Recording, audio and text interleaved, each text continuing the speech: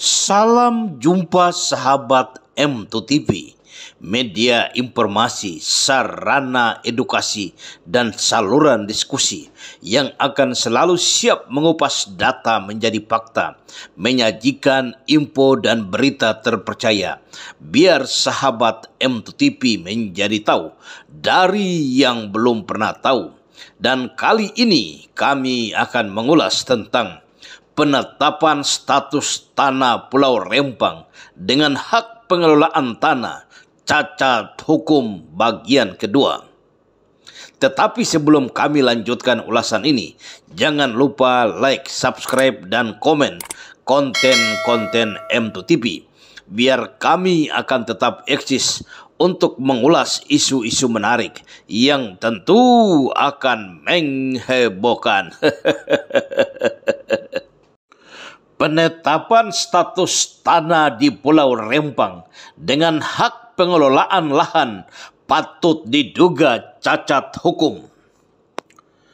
Dalam edisi pertama, kami telah kemukakan dua pertanyaan yang harus diuraikan untuk mendapatkan jawaban dugaan penetapan status hak pengelolaan atas tanah di Pulau Rempang cacat hukum.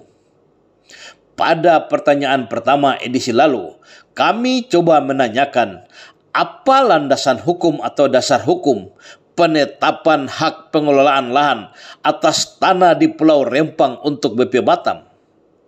Kesimpulan atau jawaban yang telah kami uraikan, jika landasan hukum yang digunakan Kementerian Agraria Kepala BPN untuk menetapkan hak pengelolaan lahan atas tanah di Pulau Rempang untuk BP Batam adalah Undang-Undang Nomor 5 Tahun 1960 tentang pokok-pokok agraria adalah sebuah kesalahan besar karena Undang-Undang Pokok Agraria tidak mengakomodir atau tidak pernah menguraikan secara eksplisit adanya hak pengelolaan lahan, sehingga penggunaan Undang-Undang Pokok Agraria sebagai dasar hukum untuk penetapan hak pengelolaan lahan atas tanah di Pulau Rempang absurd atau tidak jelas.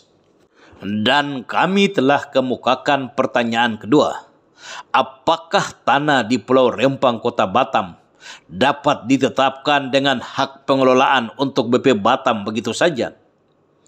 Untuk menjawab pertanyaan ini, kami telah menjelaskan bahwa tanah yang dapat dijadikan atau ditetapkan oleh Kementerian Agraria Kepala BPN menjadi hak pengelolaan berasal dari tanah negara dan tanah ulayat, sebagaimana diatur dalam Pasal 4 Peraturan Pemerintah Nomor 18 Tahun 2021. Dan kami juga telah menguraikan yang dapat disebut tanah negara sebagaimana diatur dalam Pasal 2 Peraturan Pemerintah Nomor 18 Tahun 2021. Oleh karena ketentuan peraturan ini, maka akan muncul pertanyaan, apakah tanah di Pulau Rempang masuk dalam kategori tanah negara? Apakah masyarakat yang sudah tinggal di Pulau Rempang secara turun-temurun sudah melepaskan haknya untuk negara sehingga negara memberikan tanah itu kepada BP Batam? Berdasarkan hasil investigasi dan penelusuran M2TV, Pulau Rempang seluas 16.583 hektar yang ditempati dua kelurahan, yaitu Kelurahan Rempang Cate, jumlah penduduk 3.523 orang, dan Kelurahan Sembulang, jumlah penduduk 2.980 orang. Masyarakat kedua kampung ini adalah suku Melayu yang sudah menempati Pulau Rempang sejak tahun 1800-an. Setelah Batam berubah menjadi Kota Batam, status tanah di Pulau Rempang dapat dibagi menjadi tiga bagian. Pertama, tanah yang langsung dikuasai oleh masyarakat asli Pulau Rempang di Kelurahan Rempang Cate dan Kelurahan Sembulang sejumlah 25% daripada luas Pulau Rempang. Kedua, kawasan hutan yang telah ditetapkan oleh pemerintah menjadi hutan lindung atau hutan produksi terbatas berjumlah 60% dari luas Pulau Rempang. Ketiga, eks tanah kebun karet pengusaha Cina yang ditinggalkan pada tahun 1960-an dengan luas kurang lebih 15% dari luas Pulau Rempang. Kondisi sekarang tanah digarap oleh masyarakat dari Kota Batam dengan bukti penguasaan fisik bidang tanah dari kantor kelurahan dan kecamatan. Status hukum tanah masyarakat asli Melayu di Kelurahan Rempang Cate dan Kelurahan Sembulang Pulau Rempang Kecamatan Galang Kota Batam sejak tahun 1800-an belum didaftarkan untuk mendapatkan sesuatu hak dari negara. Walaupun belum didaftarkan untuk mendapatkan sesuatu hak dari negara, tetapi secara hukum harus diakui bahwa tanah di Kelurahan Rempang Cate dan Kelurahan Sembulang Pulau Rempang Kota Batam tidak termasuk tanah negara. Hal ini karena sebelum Indonesia merdeka, nenek moyang masyarakat Melayu di Pulau Rempang sudah menguasai dan mengelola tanah di Pulau Rempang. Dan penguasaan tanah masih diwariskan kepada anak cucu masyarakat Melayu di Pulau Rempang.